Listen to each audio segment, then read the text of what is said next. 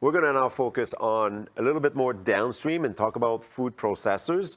So, again, what would be the one thing that you think is of utmost importance when you think of the food processing sector in 2025, Christian? Well, many things, right? So the trends that you mentioned about in primary agriculture and also the macroeconomy will certainly be a factor. So we're expecting margins to improve in the F&B, food and beverage sector.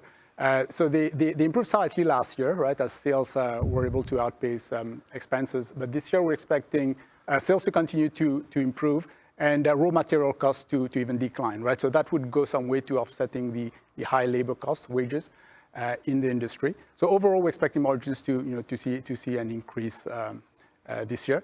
Of course, that's on average. Each, as you know, the food and beverage processors, it's a very diverse market. So there will be some who would do better than others. We don't have time, JP, to talk about each individual subsectors, but what I can say is that we're going to do an analysis, detailed analysis that is going to be presented in our annual food and beverage report that we're going to publish on the 2nd of April.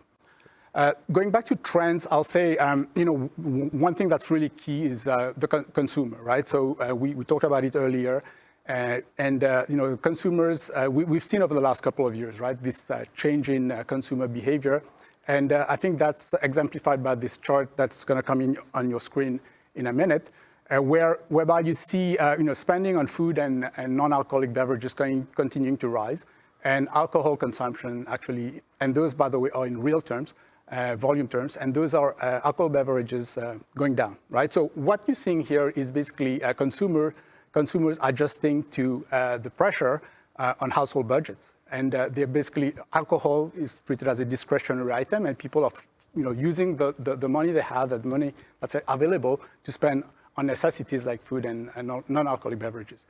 So that's a trend that's been, as you can tell, like over the last few years, and we think that trend is going to continue, especially because we know that interest rates are coming down, but they remain elevated, right? So the next chart is going to show you how this is impacting consumers. So roughly 15% of disposable incomes are now going towards debt servicing in Canada. And we know, and even though the Bank of Canada is cutting rates, but the rates are still going to be impacting Canadians. We know that there's more than 1 million mortgages, fixed rate mortgages that are going to be come up for renewal this year. And according to the CMHC, those mortgages are going to be renewed at a higher rate than they were when they were originated 5 years ago, right? So this is an immediate tax on the consumer, like a significant increase in the amount of mortgage payments that consumers are going to be facing, which means less money to spend on everything else, right? So that's something that processors will have to deal with.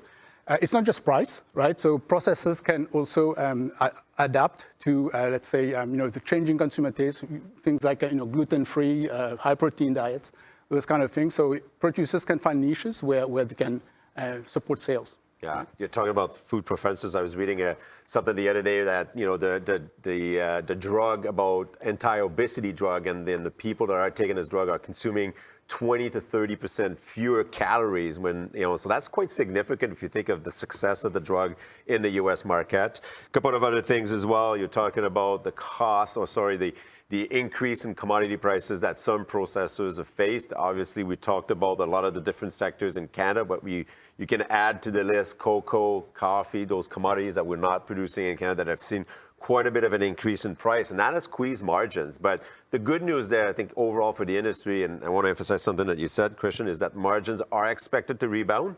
But going back to 2019, which is kind of the pre-COVID year reference here, those margins for 2025 are not expected to be as large as 2019. So Correct. Still pressure on margins. So that's one thing.